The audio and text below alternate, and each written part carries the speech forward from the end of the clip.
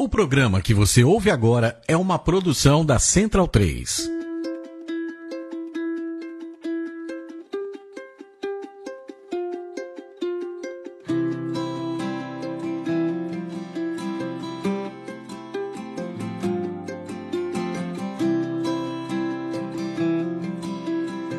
Olá, professores e gestores apaixonados por educação. A gente voltou com o Fala aí Professor, o podcast em que os professores podem soltar a voz e falar sobre as questões que mais deixam eles inquietos. Eu sou Wellington Soares, todo mundo me conhece como Well, sou jornalista da revista Nova Escola e hoje eu sou encarregado de mediar o debate que vai ser sobre um tema bem difícil e interessante, que é a inclusão. Para conversar com a gente tem aqui a Meire Cavalcante. A Meire já foi jornalista da Nova Escola e foi justamente fazendo reportagens que ela se apaixonou por inclusão, né, Meire? Foi, isso mesmo. E aí ela foi estudar, fez mestrado, doutorado, tá fazendo doutorado, né? E aí presta consultorias e trabalha pelo Brasil inteiro, né? É isso aí. A nossa convidada de honra é a professora Cláudia Mistrelli. Ela trabalha no CELMF Lajeado, aqui na Zona Leste de São Paulo, com atendimento educacional especializado, e também é professora de turmas regulares na rede municipal de Poá, né? Isso. Tudo certinho? Obrigado vocês duas por vir conversar com a gente. Bom, inclusão é o tema do momento na educação, né? Toda vez que a gente recebe professores lá na Nova Escola, ou quando a gente vai bater papo com professores nas próprias escolas, não tem como. Se você junta dois professores, o tema acaba caindo em inclusão. Uma pesquisa realizada pela Fundação Lema, em parceria com o Instituto Paulo Montenegro, a pesquisa Conselho de Classe, apontou que para 22% dos educadores brasileiros, a falta de condições adequadas para a inclusão de alunos com deficiência é uma das 3 maiores urgências. Eu queria começar perguntando para vocês duas. Por que vocês acham que esse tema aflige tantos professores? Inicialmente, a chegada desse aluno, podemos dizer que há realmente um estranhamento. Mas, no caso das escolas atuais, a formação continuada, eu acho que já vem suprindo, né? Há um desconforto nessa chegada por desconhecer, né? Então, esse professor, quando ele começa a conhecer e entender que ele tem possibilidades de apoio, porque nós temos agora redes de atendimentos de apoio, né? Que é o atendimento educacional especializado, e na maioria das escolas, se não tem na própria escola, ele tem ao redor. Esse dado de que a boa parte dos professores consideram que as escolas elas carecem de condições adequadas, né, para fazer a inclusão, eu acho que essa sensação vem muito da ideia de que você precisa de grandes aparatos para fazer a inclusão de uma pessoa com deficiência no ambiente escolar, não é, professora? Eu percebo isso. E conforme a gente vai fazendo a formação dos professores e conversando com eles a respeito do que significa receber um sujeito com deficiência no contexto escolar, a gente vai percebendo que as soluções elas não passam de soluções pedagógicas que já estão no bojo do fazer do professor, mas que muitas vezes por causa de uma história de segregação e uma exotização da deficiência, como se ela fosse doença, como se você tivesse que ter um aparato tecnológico ou um monte de gente dentro da escola dizendo como é que o professor tem que fazer, por causa dessas ideias que hoje a gente está começando a superar, né, muita gente acredita que vai ser muito difícil, vai ser muito complicado. E eu sempre brinco que os professores com quem eu mais gosto de trabalhar são aqueles que, quando eu chego para falar de inclusão, eles querem me matar. Como assim? Como assim você vem? E os professores do AE, né, Cláudia, eles têm esse meio que odiado. Esse caráter assim, ela vem falar que tudo bem, que está tranquilo. E, na verdade, eu gosto desses profissionais que têm essa reação um pouco até difícil no começo, porque são professores, na minha opinião, que não querem errar.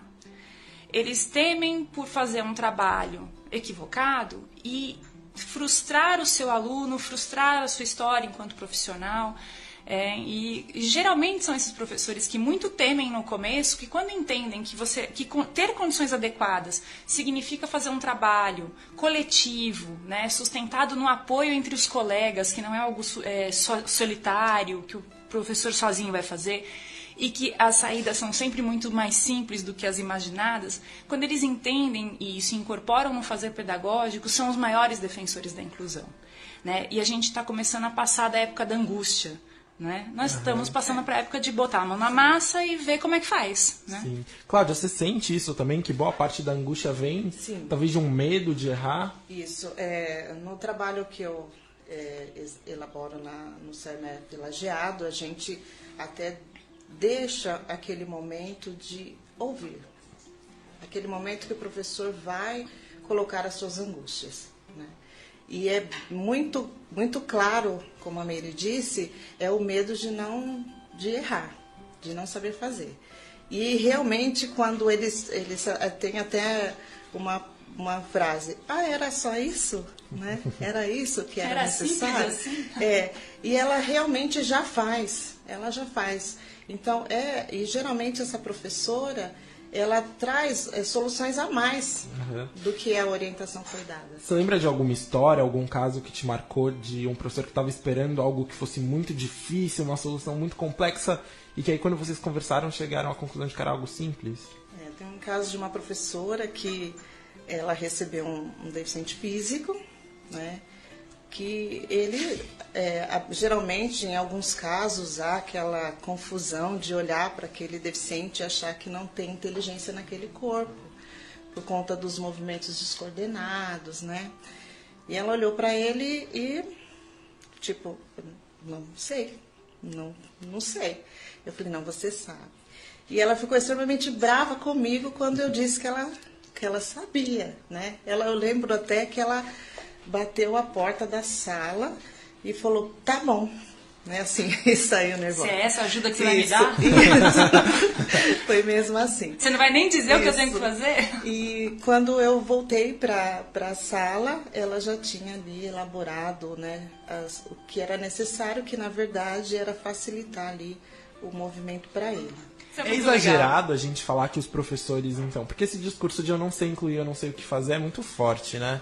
É exagerado a gente dizer que os professores já sabem incluir, né? Que é usar as estratégias que eles deveriam usar com todas as crianças. É claro que em com algumas adaptações. Algumas situações, alguns facilitadores são realmente bem específicos, né? Mas alguns são tão simples, mas não compreendidos para a professora, né? Entendi. O que nós temos, por exemplo, no caso dessa criança que a folha não ficava na mesa, era assim, usar a fita crepe para prender a folha, né? Mas ela não conseguia ver aquilo, né? Ou colocar um puxador no livro para que ele pudesse sozinho, né, folhear o livro. Então, algumas coisas realmente precisa de um ajuste ali do profissional. Mas é só aquele dia, porque todas as demais coisas ela vai fazer sozinha. E sobre as expectativas, eu fiquei pensando nisso de avaliação, eu até comecei, antes da gente começar a gravação, eu fiz essa pergunta para a Cláudia, que é, qual que é a expectativa que o professor tem que ter para a aprendizagem do aluno que tem necessidades especiais? Então, o aluno precisa ter expectativas menores, ou o professor às vezes acaba tendo expectativas grandes demais? Como que ele regula isso, né? Como que ele, na avaliação, quando ele vai avaliar, como ele avalia que o aluno chegou lá? O que é esse lá? Então, na verdade, vamos esquecer a deficiência e vamos falar sobre o que é processo de aprendizagem, para que serve o ensino e o que é a avaliação nesse processo.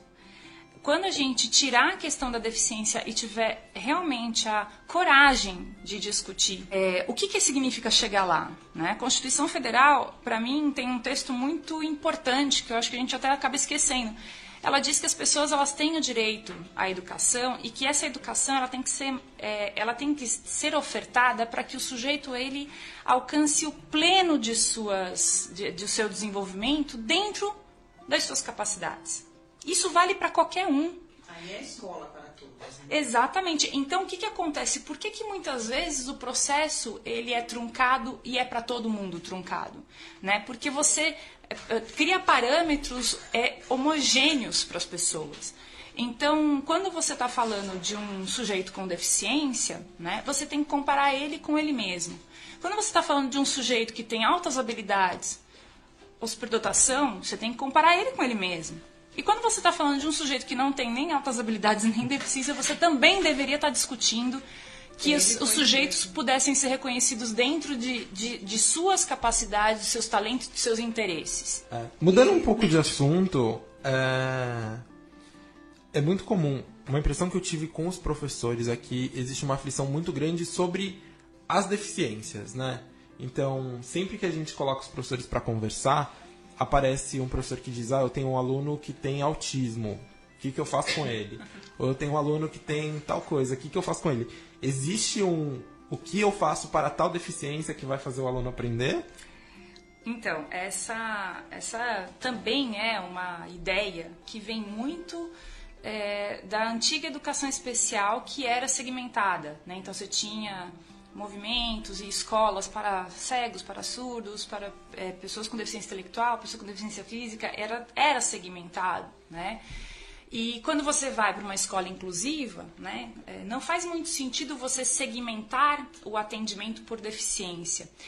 A lógica muda. O que faz o atendimento educacional especializado? Ele analisa contexto escolar, ele olha ali quais são as barreiras que estão postas que podem impedir o desenvolvimento pleno, a participação, né, daquele sujeito no ambiente escolar, e aí ele pensa em recursos e estratégias para quebrar essas barreiras. Então, independe da deficiência. Por quê? Porque se você tem um aluno que é cego, por exemplo, né? Ele chegou na escola e ele já veio conhecedor do Braille, usuário do Braille, né? Ele chega já com um tablet que a mãe comprou e que ele usa o leitor de tela, né? E ele usa aqueles dispositivos, você não vai precisar quebrar essas barreiras, né? Você vai ter que, por exemplo, ensinar as pessoas com quem essa criança convive, como é que faz isso. Pode ser uma barreira, saneie, né? Então, na verdade, você não tem que ficar pensando o que se faz para uma pessoa cega, o que se faz para uma pessoa com deficiência intelectual. Nós temos 4 síndromes de Down. Não posso dizer que esse vai funcionar como esse, de jeito nenhum. Não tem receitinha, né, Cláudia? Então, porque às vezes há questionamento, mas por que deu certo? Porque é ela e ele é ele, né? Então, não dá. Mas acho que isso é importante também, né? A ideia de que o AE, ele não é o reforço. Não, né? Em absoluto. E não é a professora que vai ensinar aquilo que não conseguiu ser passado em sala regular, né? Não. Essa é uma parte bem importante que você levanta, que eu acho que é bacana a gente falar um pouquinho, né, Cláudia? Porque ainda tem muito essa expectativa de que a sala de recursos, a professora ou o professor da sala de recursos vai ensinar, o menino não conseguiu ainda terminar de se alfabetizar, né? Então, aí você entra na sala do AE, tá a professora do AE alfabetizando, fazendo joguinho de alfabetização, né? Então, assim, eu acho que eu vou aproveitar o espaço, porque esse podcast vai conversar com educadores de todo o Brasil, né? Para falar uma coisa que é muito importante, né? O AE, ele é uma área de atuação do professor muito nova, porque ele nasce com uma política pública nova, né? A Política Nacional de Educação Especial, na perspectiva da educação inclusiva, é um documento de 2008.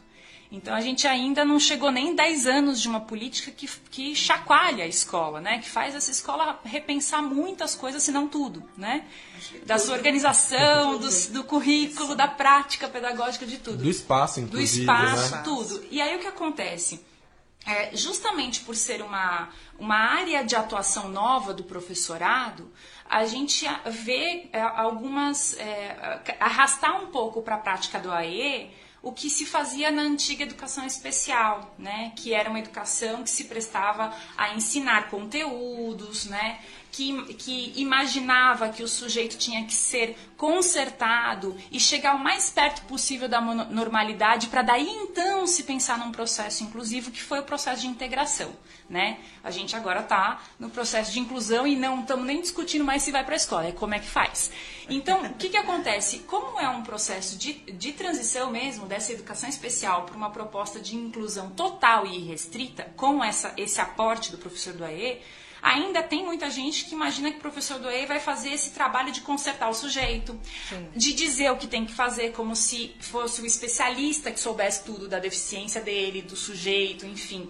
Então, a gente está num processo muito importante, eu acho essencial, de formação continuada dos professores do AE.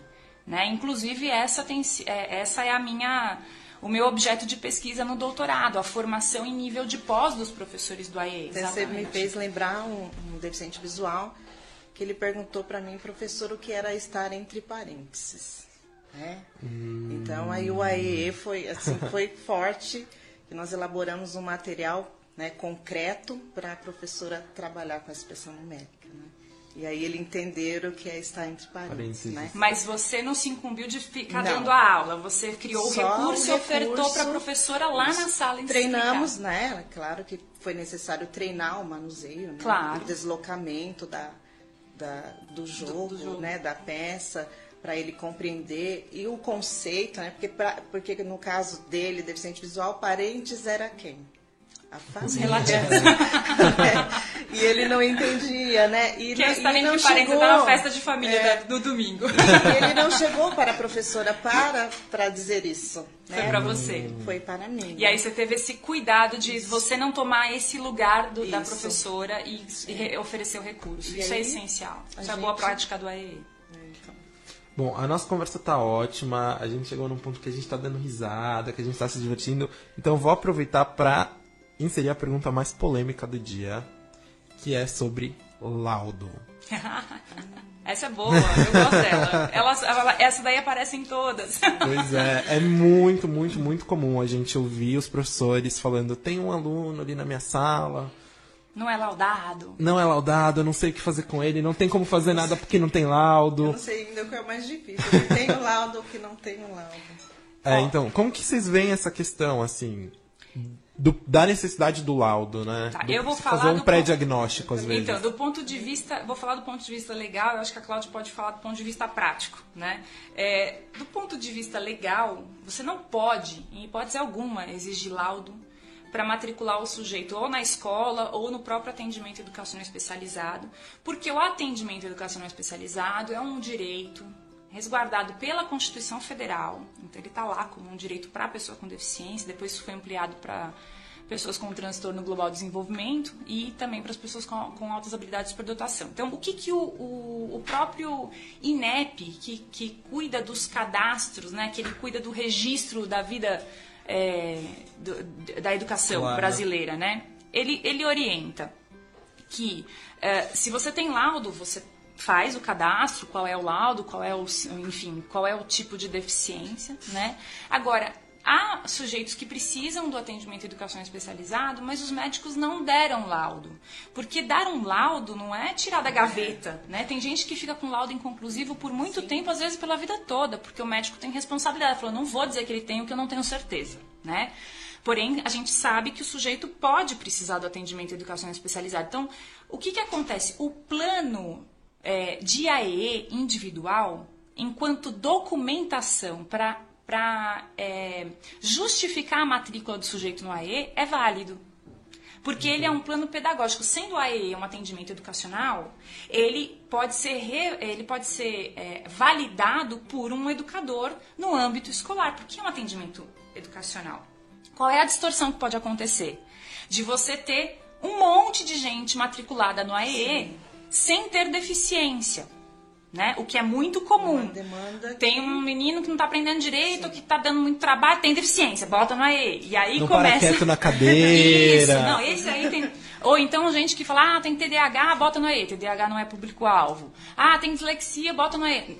Dislexia não é público-alvo. Então tem um público-alvo, né? Não quer dizer que para as outras crianças que têm outras condições não possam ser ofertados outras saídas, outros recursos, outros serviços. Então, a questão do laudo, nós temos a favor e contra também. Porque esse menino ele tem um laudo de deficiência física, mas o cognitivo é preservado, ele tem autonomia e ele precisa do AE? Não. Ele não precisa. O laudo mas às vezes porque vira um ele tem estigma. Exatamente, porque ele tem tem o laudo. Tem que ir. Isso é um equívoco imenso. Isso. Então, e a sala do AE também é transitória. né? Não é porque ela tem laudo que ele tem que estar lá. Né? E nem tem que ficar lá, né? Que ele tem que ficar lá. Ele já dominou o braille, né? Ele já conseguiu se organizar no ambiente. Ele precisa estar lá? Não, porque ela é transitória. Em contrapartida, o laudo, ele nos beneficia em questão de aquisição de materiais. Porque para eu ter o material, eu preciso do laudo. Né? Então, há uma burocracia, né, na questão da aquisição de materiais. Então, eu preciso de um tablet, mas se ele não tem o laudo, eu não vou conseguir. Um exemplo, né? Então, mas eu acho que a parte mais difícil é essa, que ele tem o laudo, ele tem que estar lá. Bom, nosso tempo está acabando. Queria agradecer demais a presença de vocês duas. Foi ótima a conversa, principalmente para a gente ver que os desafios da inclusão não são nada pequenos, não são nada simples. Né, principalmente no que diz respeito a repensar a educação de fato, né, repensar como a gente vê o currículo, repensar como a gente vê que a escola tem que se portar, mas que é possível, né? Sem dúvida. E não é tão difícil, não é tão monstruoso quanto às vezes pode parecer. Muito obrigado, Meire. Obrigada. Muito obrigado, Cláudia. Muito obrigado a todo mundo que está ouvindo. O Fala aí Professor, ele é uma produção da Nova Escola e da Fundação Lehman em parceria com a Central 3. Todos os nossos programas estão disponíveis no site de Nova Escola, novaescola.org.br, onde você também pode conhecer toda a pesquisa Conselho de Classe, que foi feita pela Fundação Lehman justamente para identificar as principais aflições dos professores e encontrar uma infinidade de conteúdo sobre inclusão. Tem várias entrevistas com a Meire, tem vários casos bem-sucedidos de inclusão que a gente conta, enfim, muita coisa que pode de fato ajudar no dia a dia dos professores para promover a inclusão. Lá no site vocês também podem se cadastrar para receber a nossa newsletter novíssima, que é um e-mail que vocês recebem toda semana sempre que tiver episódio novo do Fala aí Professor e com outras dicas sobre o tema da semana. Muito obrigado a todo mundo, tchau, tchau e até a próxima. Você ouviu uma produção da Central 3. Para ouvir a programação completa, acesse central3.com.br.